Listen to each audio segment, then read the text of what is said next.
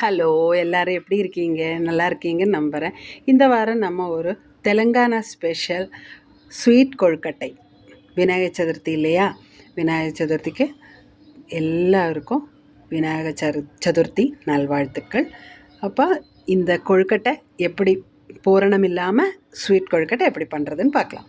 அதுக்காக ஒரு கடாய் அடுப்பில் வச்சு சூடாகும்போது கொஞ்சமாக கீ விட்டுருக்கேன். ஒரு அரை டீஸ்பூன் தான். கூடவே 1.5 கப்பு வெல்லம், கூட 3 கப்பு தண்ணி ஊற்றி நல்லா இது கொதிக்க வச்சு கரைச்சி எடுத்துக்கோங்க. அவ்வளோதான். நல்லா பாகுபதம் எதுவும் தேவையில்லை. நல்லா கரைஞ்சி வந்த உடனே இது நம்ம 2 நிமிஷம் கொதிக்க விட்டுருங்க.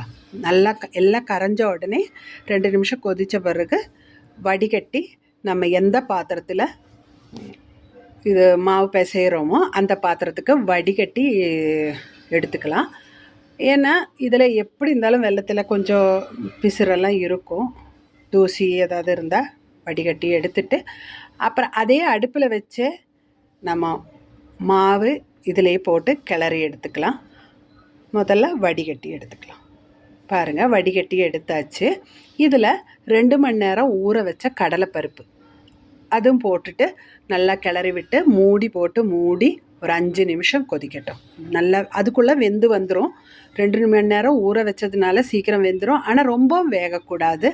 கொஞ்சம் நீங்கள் எடுத்து தொட்டு பார்த்தீங்கன்னா கொஞ்சம் உடையிற மாதிரி தான் இருக்கணும். அப்போ தான் கடிக்கும்போது நல்லா இருக்கும் இந்த கொழுக்கட்டையில். பாருங்கள், அவ்வளோதான். இனி இது கூட 1/2 கப்பு துருவின தேங்காய் கூட போட்டுக்கலாம். போட்டுட்டு நல்லா கிளறி விட்டுறலாம். அவ்வளோதான். கூடவே அந்த கடலைப்பருப்பு வெந்துகிட்டே இருக்கும். ரொம்ப வெந்துருச்சுன்னா அது கரைஞ்சிரும். இனி நம்ம போடுறது ஒரு 5-6 ஏலக்காய் தட்டி எடுத்து அதுவும் கூட போட்டுக்கலாம்.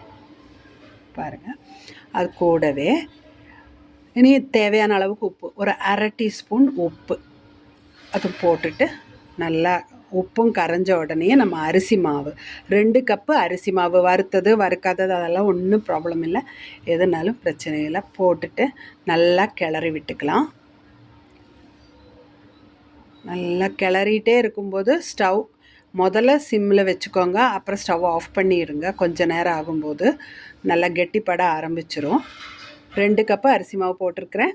நல்லா இனி ஸ்டவ் ஆஃப் பண்ணிவிட்டு நல்லா கிளறி விட்டுட்டே இருக்கேன். கிளறி விட்டுட்டே இருக்கும்போது இது கொஞ்சம் கெட்டியாக ஆக அந்த தண்ணி எல்லாம் இருத்து இந்த நல்லா கரெக்டாக வரும். பாருங்க, கை பொறுக்கிற சூடு வரைக்கும் கொஞ்சம் நேரம் விட்டு வச்சுருங்க கிளறிட்டு. அப்புறம் கொஞ்சம் கை உருண்டை பிடிக்கிற ஒரு ஸ்டேஜ் நம்மளால் கையில் பொறுக்க முடியும்னா அந்த நேரம் இதை நல்லா கையாலேயே ஒரு தடவை பிசைஞ்சு விட்டுருங்க. நல்லா பிசைஞ்சு எடுத்துட்டு உருண்டை பிடிச்சி நான் இப்போது இட்லி செய்கிறோம் இல்லையா, தட்டு இட்லி, அந்த தட்டில் தான் அவிக்கிறேன். இப்படி நெய் தடவின தட்டில் வச்சு, இல்லை நீங்கள் இட்லி சாதா இட்லி வைக்கிற அதுலேயும் கூட அவிச்சு எடுத்துக்கலாம். நல்லா உருண்டையாக பிடிச்சிட்டு கையில் வேணுன்னா கொஞ்சம் நெய்யும் கூட தடவிக்கலாம். கையில் ரொம்ப ஒட்டுற மாதிரி இருந்ததுன்னா நெய் தடவிட்டும் கூட நீங்கள் உருண்டை பிடிச்சிக்கலாம். உருண்டையாக வேணால் அப்படி பண்ணலாம், இல்லை பிடி கொழுக்கட்டையாக கூட பண்ணலாம். ஏன்னா ஷேப்பு மாறுச்சுன்னா டேஸ்ட்டில் ஒரு வித்தியாசமும் இருக்காது. ஆனால் குழந்தைங்களுக்கு அது ஒரு கொஞ்சம் பார்க்குறக்கு வித்தியாசமாக இருக்கும்போது ஒன்று இதில் சாப்பிடுவாங்க இல்லையா, அதுக்காக தான், வேறு ஒன்றும் இல்லை. எல்லாம் நல்லா உருண்டையாக பிடிச்சிக்கோங்க. நல்லா தேய்ச்சிங்கன்னா விரிசல் இல்லாமல் கிடைக்கும். பாருங்கள், நல்லா அழுத்தி பிடிச்சா பிடி கொழுக்கட்டை ஆயிடுச்சு. பாருங்கள், அவ்வளோதான். சூப்பராக இருக்குல்ல?